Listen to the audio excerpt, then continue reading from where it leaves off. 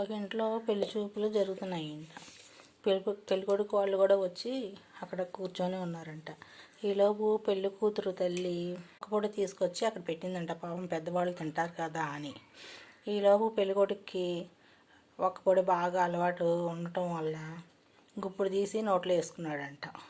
ఈలోపు పెళ్లి కూతురు, అయ్యో పెళ్లి కూతురికి కొడుక్కి ఒక్కపూట బాగా అలవాటు ఉన్నట్టుంది, ఎట్టగో ఏండో అని అనుకుంటా ఉంటుందంట. ఈలోపు పెళ్ళికొడుకు ఫ్రెండ్ ఒకడు వచ్చాడంట. ఆడి పెద్ద వాగుడికాయ అంట.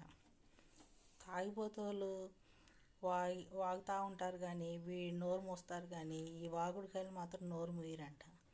ఈలోపు ఆ పెళ్ళికొడుకు ఫ్రెండ్ అన్నాడంట, అబ్బాబ్బే మా ఫ్రెండ్కి అలాంటి అలవాట్లు ఏం లేవండి, ఎప్పుడైనా సిగరెట్ తాగినప్పుడే వేసుకుంటాడండి ఒక్కపొడి, అయ్యో అంటాడంట. అత్తగారికి అర్థమైందంట. అయితే సిగరెట్ అలవాటు ఉంది కదా, ఉంది అయ్యయ్యో అని అనుకుంటా ఉంటుందంట.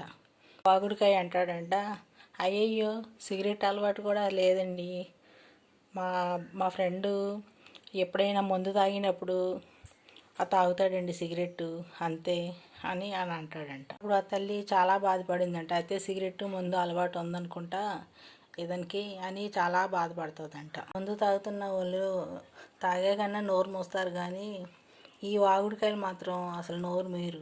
ఈ వాగుడికాయలు పక్కన పెట్టుకున్న చాలా ప్రమాదం, కొంప ముంచేస్తారు, గాలి తీసేస్తారు. ఇలాంటివి ఎప్పటికైనా డేంజరే, ప్రమాదమే. ఇంక అందుకే మగవాళ్ళు ఆచితూచి అలాంటి ఇంట్లోకి వెళ్ళకుండా చూసుకుంటే మంచిది కదండి. టీ అయితే మరిగిపోయిందండి. నేను మాట్లాడుతూ టీ అయితే పెట్టాను. టీ అయితే మరుగుతూ ఉంది.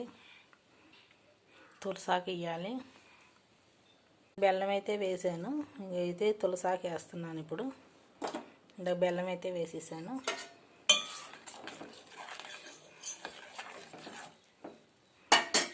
మీరందరూ కూడా కొంచెం ఈ నీతికి సంబంధించిన మాటలు వింటూ ఉండండి.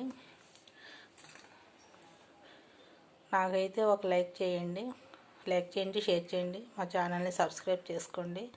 లైక్ అయితే అసలు చాలామంది చేసుకోవట్లేదు, నేను చెప్తున్నా కూడా. లైక్ చేయండి, షేర్ కూడా చేయండి, మా వీడియో చాలామందికి వెళ్తుంది. లైక్ చేసి షేర్ చేసి మా ఛానల్ని సబ్స్క్రైబ్ చేసుకోండి.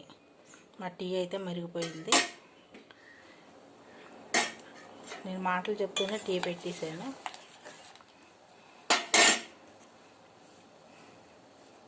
బాయ్ అండి.